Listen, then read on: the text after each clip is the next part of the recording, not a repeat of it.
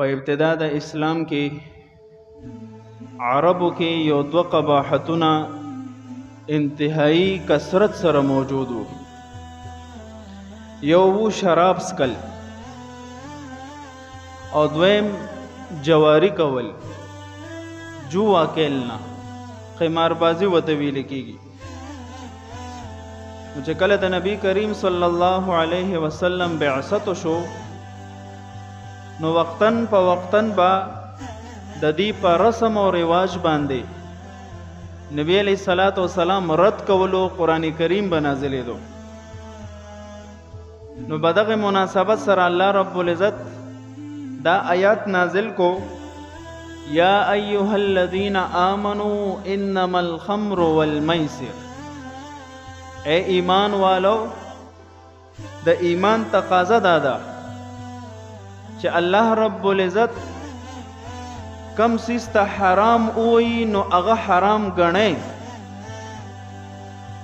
دا الله رب العزت حرام کرده اشیاء حلال مگڼئ.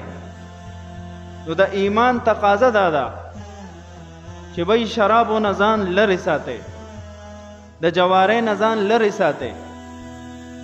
ځکه دا دو سیزونه داسې دي، شراب سکل، جواری کول، چې دا په معاشره کې بغض، حسد، کینه، دشمنی دا انتهایی کثرت سره راټوکي. الله رب العزت فرمایي رجس من عمل الشیطان. شراب سکل او جواری کول دا شیطانی اعمال دي، فاجتنبوه، ځان ته وساته، لعلکم تفلحون، نو کامیاب بشئ. نو نمبر ایک دا چې دا شیطانی عمل دی. شیطانی عمل کې چرته هم خیر نشي کېدلی د امت دپاره. دویم فساد یې څه دی؟ انما یرید الشیطان ان یوقع بینکم العداوة والبغضاء فی الخمر والمیسر.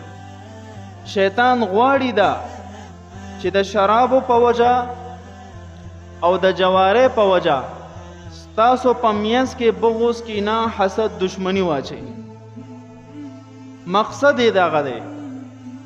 او دا قسم قباحتونه به د دوو قباحتونو کې موجود دی. که انسان شراب اوس کی کنه ناغه باندې یو قسم مستی راشي، په عقل باندې یو غټه پرده راشي، نو دا بیا د حلال او حرام او تمیز نشي کولی، د ناجایز او د جایز تمیز نشي کولی، د مور او د پلار او د رور او د گاونډي تمیز نه کوي.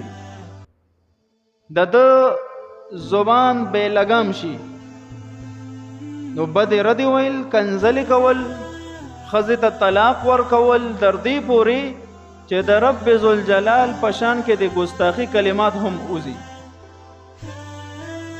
داسې په تاسو لیدلې، موږ په خپلو سترګو لیدلې دي.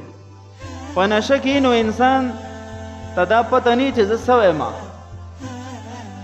نو بیا راشي دارالافتا ته چې مفتي صاحب زه خو په نشه کې وم، پوه نه شوم، ښځې له مې طلاق ورکو. نو آیا دا طلاق شوی دی که نه دی شوی؟ زه خو نشه کې وم جي. نو بیا ته یو درې خطایي، نو مکه عالم له راځي چا پسې چې صبح او شام کنځلې کې یو بدې ردې وایي. نو بیا ورته دغه عالم او مفتي لارسیده کوي چې بچې مسله دا د حکم دا دی. نو که دا علما د امت خیرخوا نه وي، نو ته به په مشکلاتو کې دی له ولې راتلی؟ دا ستا خیرخوا دي که نه؟ نو الله رب العزت فرمایي شیطان غواړي دا چې ستاسو مابین کې بغض، کینه، حسد، دشمنی پیدا شي.